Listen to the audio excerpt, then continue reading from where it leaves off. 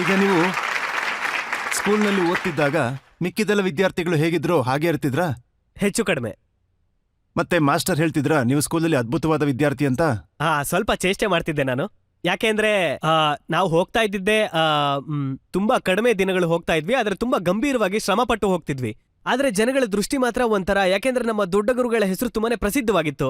ನಮ್ಮ ದೊಡ್ಡ ಗುರುಗಳ ಕಾರಣದಿಂದಾಗಿ ನಮಗೂ ಜನ ಅದೇ ಪ್ರೀತಿ ಅದೇ ಗೌರವ ಕೊಟ್ಟಿದ್ರು. ಮತ್ತೆ ನಮ್ಮ ನಂಬಿಕೆ ಏನು ಅಂದ್ರೆ ನಮ್ಮ ದೊಡ್ಡ ಗುರುಗಳಿಗೆ 2 ಸಲ ಹನುಮಂತನ ಸಾಕ್ಷಾತ್ಕಾರ ಆಗಿದೆ ಅಂತ ಅವರ ಅನುಯಾಯಿಗಳು ಕೂಡ ನಂಬ್ತಾರೆ. ಹಾಗಾಗಿ ನಾವು ಸ್ಕೂಲ್ಗೆ ಹೋಗ್ತಾ ಇರ್ಬೇಕಾದ್ರೆ ಸಣ್ಣವರಿಂದಾನೇ ನಮ್ಮ ಮೇಲೆ ತುಂಬಾ ಕೃಪೆ ಇತ್ತು. ಮಕ್ಕಳೆಲ್ಲ ನಮ್ ಜೊತೆನಲ್ಲೇ ಬರೋರು. ಎಲ್ಲ ಕ್ಲಾಸ್ಗಳು ಒಂದೇ ಆಗೋಗ್ತಾ ಇತ್ತು. 9ನೇ ಕ್ಲಾಸು, 10ನೇ ಕ್ಲಾಸು, 8ನೇ ಕ್ಲಾಸು ಎಲ್ಲ ಮಕ್ಕಳು ಒಂದೇ ಜಾಗದಲ್ಲಿ ಕುತ್ಕೊಂಡು ಕೈ ಮುಗಿದು ಕೇಳೋರು, ಮಹಾರಾಜ್ ಈ ಸಲ ಎಷ್ಟು ಪರ್ಸೆಂಟೇಜ್ ಬರುತ್ತೆ ಅಂತ. ಆಗ ನಾವು ಚಿಕ್ಕವರಿದ್ವಿ ಅಲ್ವಾ, ಆಗ ಒಂದು ಭಾವನೆ ಇರುತ್ತೆ ನಾವು ಎಲ್ರಿಗೂ ತೋರಿಸ್ಕೊಳ್ಬೇಕು ಅಂತ ಹೇಳ್ಬಿಟ್ಟು. ಆದ್ರೆ ನಾವು ಬರ್ತಾ ಬರ್ತಾ ತುಂಬಾನೇ ಗಂಭೀರ ಆಗ್ಬಿಟ್ವಿ. ಆಗ ನಾವು ಹೇಳ್ತಾ ಇದ್ವಿ, ಆಯ್ತು ನಿನ್ಗೆ 56% ಬರುತ್ತೆ, ಇನ್ನೂ ಒಂಚೂರು ಕಷ್ಟಪಡು 60% ಬರುತ್ತೆ ಅಂತ. ಹಾಗಾಗಿ ಯಾರು ಹನುಮಂತ ಹೇಳ್ತಿದ್ರ ಇಷ್ಟೇ ಪರ್ಸೆಂಟೇಜ್? ಗುರುಪ್ರೇರಣೆ ನಮ್ಮ ಶಕ್ತಿ ಅಂತ ಯಾವತ್ತೂ ನಾವು ಮಾತಾಡೋದಿಲ್ಲ.